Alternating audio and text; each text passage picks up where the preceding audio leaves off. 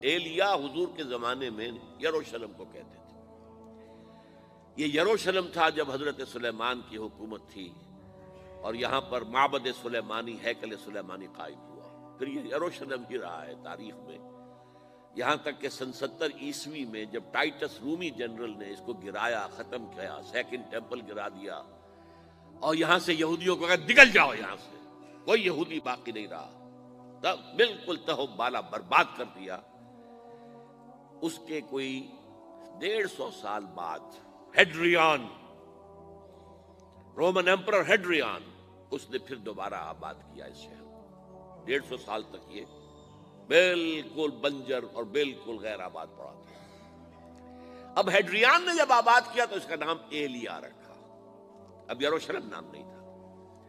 تو حضور کے زمانے میں پھر اس کا نام ایلیا تھا، اور اب اس سے کیا معلوم ہو رہا ہے کہ یہ یروشلم مسلمانوں کے قبضے سے اس وقت نکلا ہوا ہوگا۔ ایک دفعہ پہلے نکلا تھا، سن 1099 عیسوی میں مسلمانوں کے ہاتھ سے نکلا، کروسیڈرز، عیسائیوں نے آ کر اس کو قبضے میں کیا، لاکھوں مسلمانوں کو مارا، قتل کیا۔ اس کو 1187 عیسوی میں واپس لیا ہے۔ کس نے لیا ہے؟ صلاح الدین ایوبی، کرد۔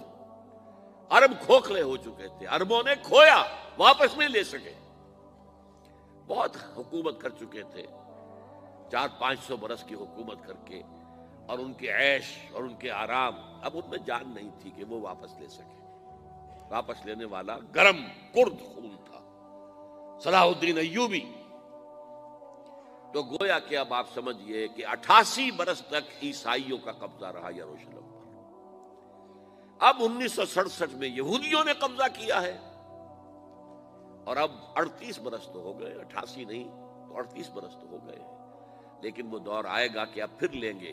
لینے والے عرب بھی نہیں ہوں گے، خراسان کے علاقے سے فوجیں آئیں گی۔ یہ خراسان کیا تھا؟ ایلیا تو میں نے آپ کو بتا دیا، یروشلم کا نام ہے۔ خراسان اس زمانے میں ایک بہت بڑے ملک کو کہتے تھے، کچھ حصہ پاکستان کا بھی اس میں شامل ہے، کچھ حصہ ایران کا بھی ہے۔ ایران کے اس حصے کو اب بھی خراسان کہتے ہیں، وہ ایک صوبہ ہے۔ خراسان ایک صوبہ ہے ایران کا، چھوٹا سا۔ پاکستان میں خاص طور پر یہ جو علاقہ مالاکنڈ ایجنسی کہلاتی ہے، اس سے اوپر جتنا علاقہ ہے، اور یہ جو واخان کی ایک پٹی آتی ہے اوپر، واخان افغانستان کی ایک پٹی سی دم سی چلی آتی ہے جو جا کر چائنا کی سرحد سے مل جاتی ہے۔